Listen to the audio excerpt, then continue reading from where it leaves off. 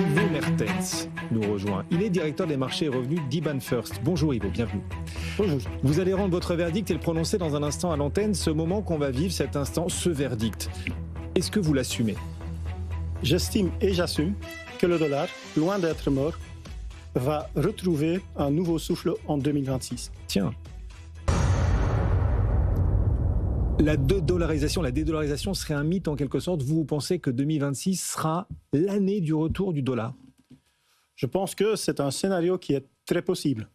On ne sait jamais, mais ce qu'on a vu, c'est que le dollar a perdu 11% de sa valeur face à l'euro en 2025. À un certain moment, cette perte s'élevait même à 17%. C'est quand même un mouvement qui est très brutal. Là, je pense qu'il y a pas mal de facteurs qui me font croire qu'un rebondissement du dollar est très bien possible, malgré les attentes de plusieurs analystes. Alors, c'est quoi les facteurs qui amèneraient un rebond du dollar l'an prochain ?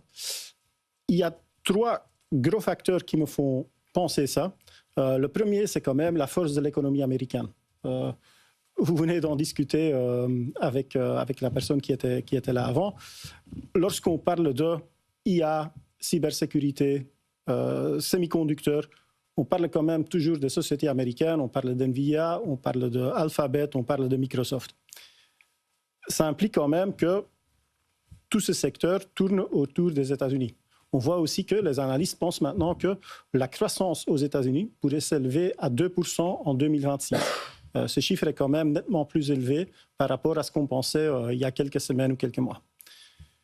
Deuxième facteur, c'est quand même l'attitude de la Fed. Ça reste quand même la seule grande banque centrale qui a une stratégie qui est vraiment pro-business, pro-croissance, pro-économie.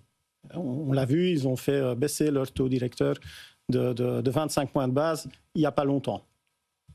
Le troisième facteur, c'est le fait que le dollar reste quand même la devise ou la monnaie reine globalement, de loin.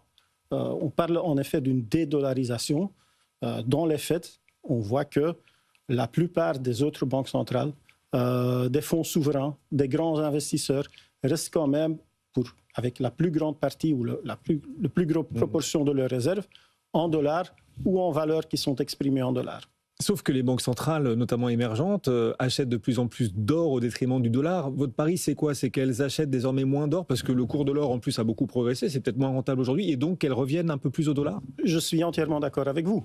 Mais l'or s'exprime quand même en dollars.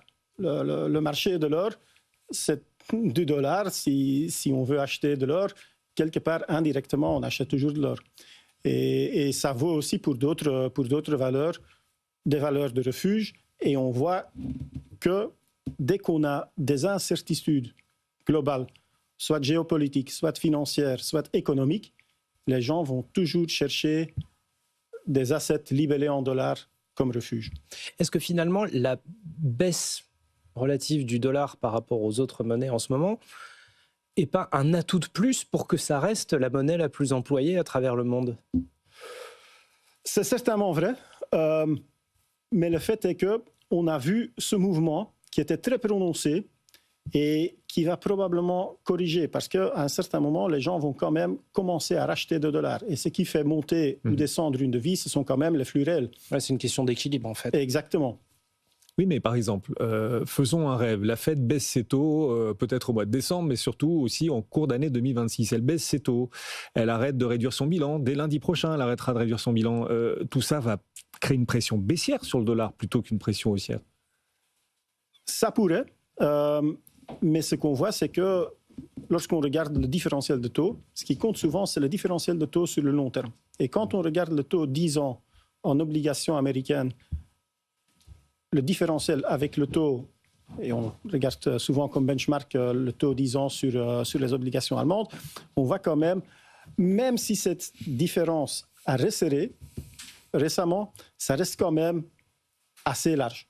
Et donc, je pense que pour ça, les actifs américains vont quand même rester très attractifs dans les yeux des investisseurs. Oui, oui. Et pour vous, donc, l'essentiel du mouvement de détente monétaire est peut-être déjà dans les cours actuels du dollar, dans le niveau actuel du dollar. L'euro face au dollar vaut actuellement 1,16 $. On verra aussi qui sera à la tête de la Réserve fédérale américaine. Ça impactera sans doute les évolutions des devises, bien sûr, et du dollar en particulier. Une dernière question sur la devise chinoise. Elle profite particulièrement de la montée des tensions géopolitiques et commerciales. Vous la voyez monter en puissance dans les échanges, cette devise, le yuan? En commerce, oui, on voit que le yuan est clairement un peu plus utilisé qu'avant. On voit qu'en trade finance, c'est quand même la deuxième devise mondiale maintenant. Ça a pris la place de l'euro, mais quand même toujours avec le dollar a quand même toujours énormément d'avance sur le yuan. Oui.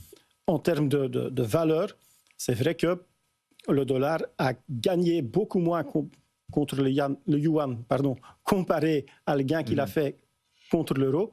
Donc, il y a moins une correction qui s'impose là. Ivo Mertens, donc dans le trading, vous dites que le yuan est passé devant l'euro. Dans les échanges, trading... En trade finance. En quoi ? En trade finance, oui. En trade finance, oui, oui, c'est la deuxième devise utilisée en trade finance maintenant. Ouais, devant l'euro, toujours derrière le dollar. Selon le FMI, oui. Ouais. Merci beaucoup, Ivo, d'être passé nous voir. Ivo Mertens, directeur des marchés revenus d'IBAN First sur BFM Business. Intéressant, hein, toujours, parce que c'est le prix de vos actifs aussi. Si vous investissez à Wall Street, vos performances, elles vont dépendre de cette évolution du dollar, très très clairement, et vous serez sans doute déçus de vos performances. Si vous les regardez depuis le début de l'année, compte tenu du fait que le dollar s'est pas mal affaibli. On vous dit oui, Wall Street est sur des records, c'est vrai, mais vous qui êtes investisseur en euros, c'est pas si bon que ça, puisque le dollar s'est beaucoup affaibli depuis le début de l'année, donc les records sont de moins en moins hauts de notre point de vue à nous, Européens, pour ce qui concerne Wall Street.